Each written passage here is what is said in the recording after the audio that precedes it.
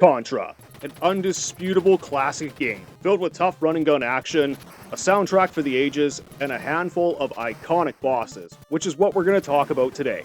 Now, if you all remember, I did a boss ranking for Super C roughly 2 years ago, and it was pretty well received, but I never did one for the original. Well, allow me to rectify that! Here's my ranking of the Contra bosses from worst to best. Keep in mind that this is from my own perspective, which is a veteran's point of view. So with all that said and done, let's get into the list. In last place, we have The Wall. And no, I'm not talking about the Pink Floyd album. That shit's way better than this, even though it has absolutely nothing to do with this topic. This is the first boss of not only the game, but the entire franchise.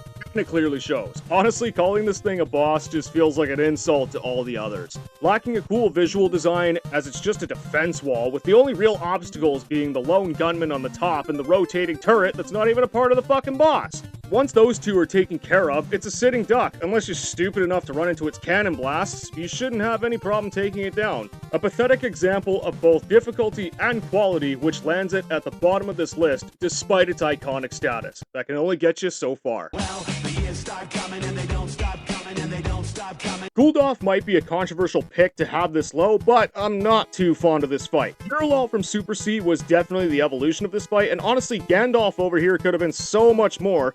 But not only does this fucker sit still whenever he appears, but he has next to no health. As you can see from the footage, I absolutely melt him in no time. Without the spread gun, he's a little more menacing, but honestly, it's not by much. The visual design and the fun factor just aren't there for me either. Just like The Wall, I'm somewhat hesitant to call this a boss, but at least he moves around, has minions that close in on you, as well as a projectile that drops underneath them, posing more of a threat. That's still not enough to get him any higher on my list though. Gordia is such an iconic figure from this game. As for the actual fight, it's just kinda meh. He only has 2 attacks, with his fitnessgram pacer test being the easy one to dodge, and the projectile is a little less so. Especially when he decides to be a dick and throw 3 of them at once. Fan-fucking-tastic. This is definitely a boss that could have benefited from having another attack or two, but he does manage to keep me on my toes, plus he has a cool visual design. Both of those qualities are enough to propel him above the bottom two. What the hell is even that? Okay, seriously, I really want to know what the developers were smoking when they named some of these bosses. I'm honestly afraid that if I say their names out loud too many times, that all the shit in my house is going to start floating. As for this fight, it is a huge step up in both quality and difficulty. You can say for certain that this is where most of my runs ended as a kid. Before the boss even appears, you have to blast away all the targets? I honestly don't know what to call them. Be sure to take out the turrets too, or else the second phase is going to be an absolute headache. Garma Kilma moves from side to side, constantly spitting out projectiles, and without the spread or even machine gun, it'll likely kick your ass. It's an adrenaline-pumping good time, and where the boss quality starts to get good.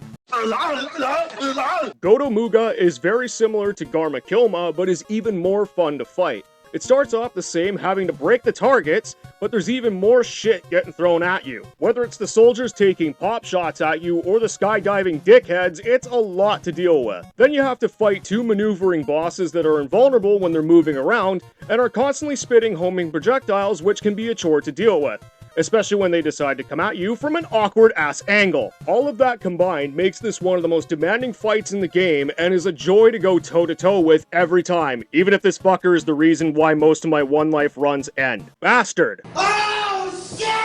After dealing with the hell that is the waterfall, sitting atop it is this legendary encounter. The name Gromidas sounds more like a medical issue rather than the name for a boss, but if we're talking iconic figures in Contra, this guy cannot be left out of the equation. He is so damn memorable that he's returned in future games. In fact, I'd say that this is the one boss other than Dead Hand that legitimately scared me as a kid. Just the way he suddenly appears out of the pitch black completely caught me off guard. The actual fight is just as good as the visual design. Your positioning has to be on point while you take out the rotating arms. Be careful, as they also shoot out projectiles, and Gromidas himself does so as well. Once that's done, just stand slightly to the side underneath his mouth and fire away. Midas Touch over here is one of the most memorable fights, not only in this game, but in the entire series for me, and I'm happy to put him as the second best boss in Contra.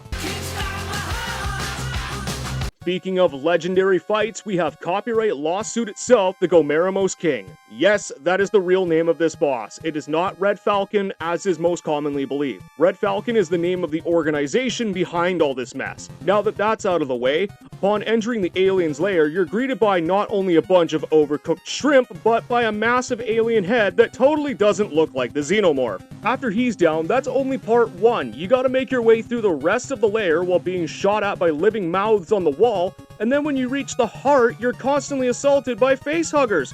Seriously, how is there not a lawsuit over this shit? I'm honestly shocked. Destroying the cocoons is vital to beating this boss, and can I just comment on the visual design of this boss?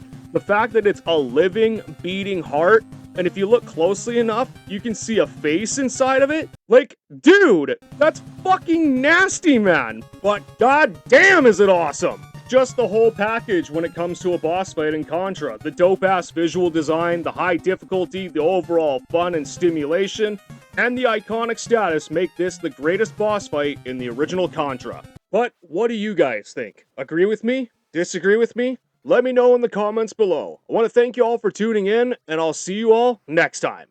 Take care, everyone.